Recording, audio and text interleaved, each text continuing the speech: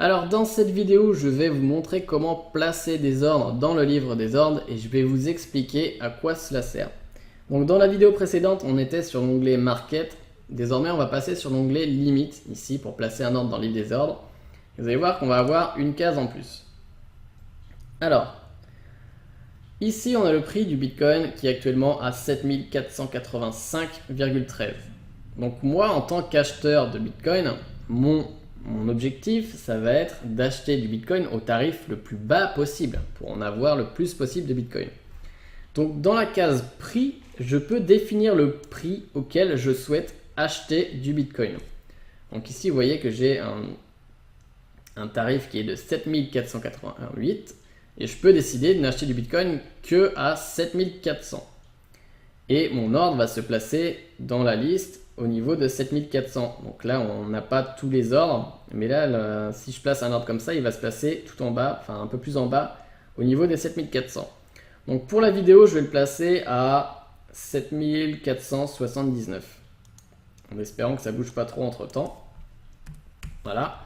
Et dans le montant, donc, je peux soit définir un montant en Bitcoin que je vais acheter, ou soit j'utilise les 4 boutons par rapport à mon solde et ça va faire le calcul. Donc je vais utiliser 100%. Donc là, on me dit que je peux acheter 4375 Satoshi à 7479 $. Ça n'a toujours pas bougé. Si un peu trop, je vais être obligé de mettre 7480.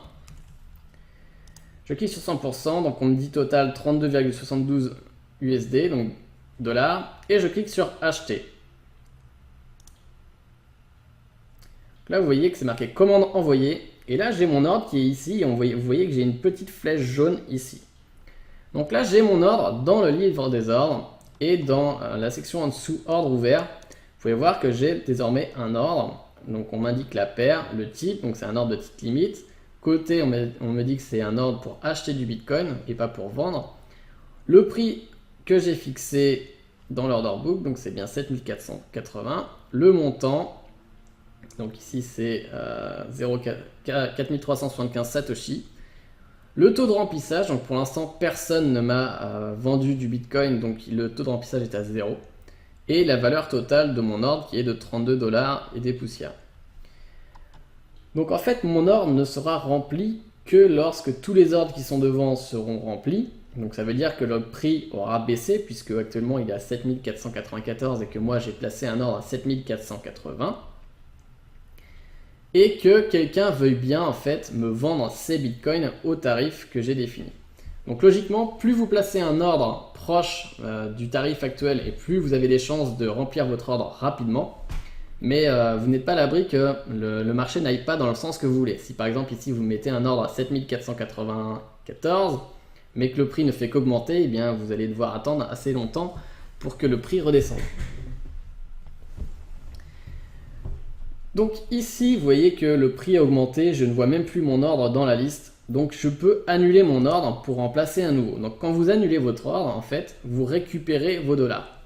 C'est-à-dire que là, par exemple, vous voyez que mon solde d'USD, avant j'en avais 32, maintenant j'ai quasiment plus rien. Puisque j'ai placé un ordre, donc ça veut dire que les dollars que vous utilisez pour l'ordre, donc ici les 32,72 $, sont bloqués. Vous ne pouvez plus les utiliser pour placer un autre ordre en attendant. Voilà, sinon ça serait d'être riche. Donc si vous voulez annuler votre ordre parce que vous pensez qu'il ne sera jamais rempli, vous pouvez cliquer sur annuler ici. Et vous allez récupérer vos dollars et votre ordre ne sera plus dans la liste, sera annulé. Donc rien ne vous empêche de placer plusieurs ordres. Là par exemple, j'aurais pu placer plusieurs ordres de valeur de 8 $ dans la liste par exemple, à différents tarifs. Comprenez bien aussi que là par exemple, j'ai un montant de 3.12. Il se peut que plusieurs personnes aient mis par exemple des ordres à une valeur de 7503.06. Ça peut regrouper plusieurs ordres. Donc, on va faire l'inverse et maintenant je vais vouloir vendre du Bitcoin. Donc comme j'ai quasiment rien, je vais placer un ordre market et puis je vais tout vendre. Comme ça, j'aurai du Bitcoin. Donc là, je vais acheter du Bitcoin au meilleur tarif. Solde insuffisant.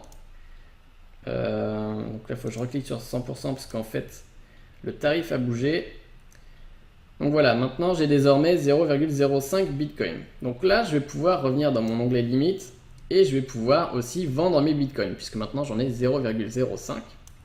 Donc maintenant, quand on vend des bitcoins, l'objectif c'est plus de vendre au prix le plus bas, mais au prix le plus haut possible, évidemment, pour essayer de faire du profit.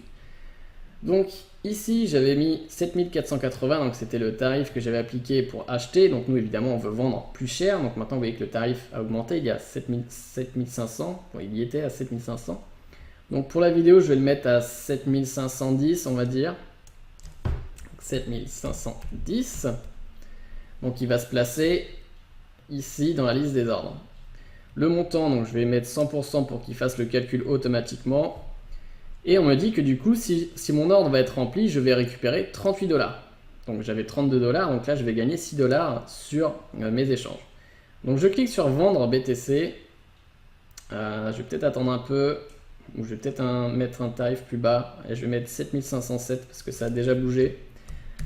Le problème avec ça, c'est que ça bouge trop vite, donc là pour la vidéo, c'est pas pratique. Donc je clique sur vendre. Et j'ai mon ordre qui est placé ici. Et vous voyez que là, j'ai pas mis un bitcoin, moi j'ai mis 0,005. Mais il y a quelqu'un qui avait mis un bitcoin à vendre à ce tarif-là. Donc mon ordre est groupé avec cet autre ordre. Donc mon ordre ne sera rempli que lorsque quelqu'un voudra bien acheter mes bitcoins à ce tarif-là. Donc en général, quand le prix aura augmenté un peu. Donc là, on n'est pas loin de la limite. Il ne reste que 5 $, vous voyez. Et que si j'attends peut-être un petit peu, je vais peut-être réussir à vendre mes bitcoins. Donc de la même manière, vous avez votre ordre qui est placé dans la section ordre ouvert ici. Donc on vous indique toutes les informations exactement de la même manière que tout à l'heure. Et vous pouvez annuler l'ordre si jamais vous voyez que le marché ne va pas dans le bon sens et que vous voulez revendre vos bitcoins mais à un tarif inférieur cette fois-ci pour si vous voulez absolument les vendre. En dessous, on va avoir My 24 Hour Order History. Donc là, c'est mon historique des ordres sur les dernières 24 heures. Donc vous pouvez voir que j'ai placé un ordre de type market pour acheter, un ordre de type limite pour acheter mais que j'ai annulé. Vous voyez qu'on a un statut complété et là ici annulé. Et j'avais vendu aussi des Binance Coin pour récupérer des dollars et je les ai vendus et ça a été complété. Alors ici, vous voyez que le prix du marché a redescendu, on était à 7500. Donc je vais essayer de mettre un ordre pour le vendre. Donc on va annuler mon ordre. Je vais cliquer sur annuler ici.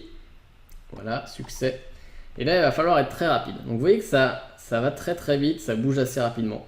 Donc si vous voulez être quasiment certain de vendre votre ordre en tant que limite, il faut placer un tarif qui est entre le prix actuel et en dessous du premier ordre de vente. Donc là, il faudrait que je mette un tarif à 7485 par exemple.